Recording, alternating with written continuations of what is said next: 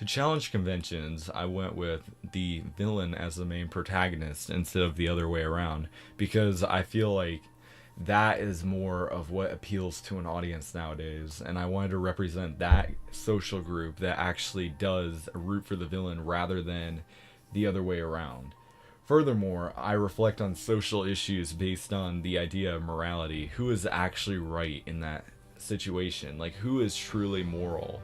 The bad guy or the hero? So I kind of thought it's more of a subjective thing, and I wanted to challenge that idea of objectivity by reflecting that in my film.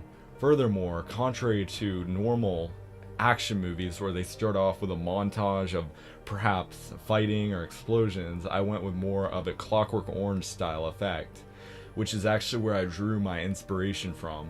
I zoomed out from my main character and made a very slow shot to kind of build up the anticipation for the actual action that will happen. Furthermore, for my font choice, I kind of challenged conventions by, instead of going with a traditional impact kind of font with bold letters and things that convey fast motion and action, I went with more of an intellectual looking font.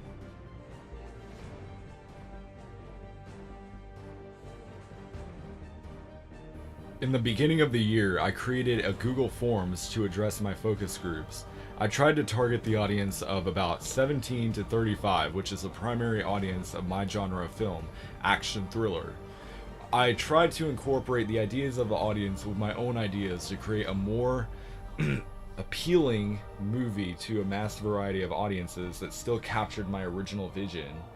Furthermore, to approach more audiences and distribute it as real media text, I would first try to go with social media.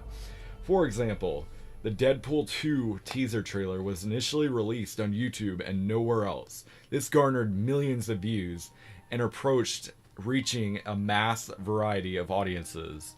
I would try to go with this approach primarily, and then after that approach, I would essentially distribute it over actual live TV, then movie theaters, then after that, move it to DVDs.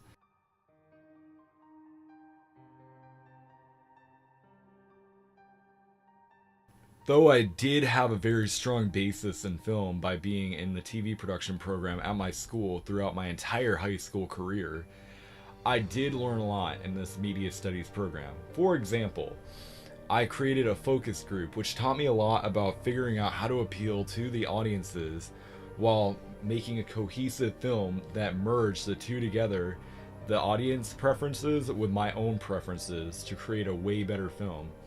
Next, I learned about how to analyze films and use them to incorporate those ideas to make more creative shots and a more creative masterpiece after all. I learned how to turn a film into just a showing of moving pictures into an art form and make it really pop as an actually good film.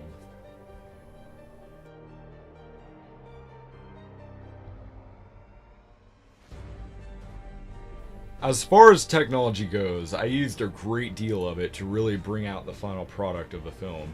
For example, I used After Effects to create all of the CGI because I'm a firm believer in CGI work.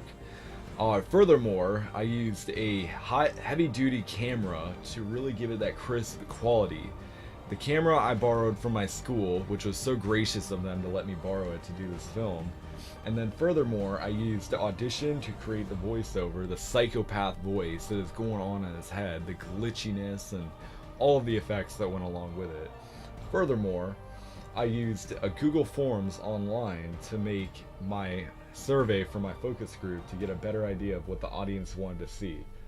Lastly, I used Premiere Pro to better cut the film and then give it that final format that it really needed.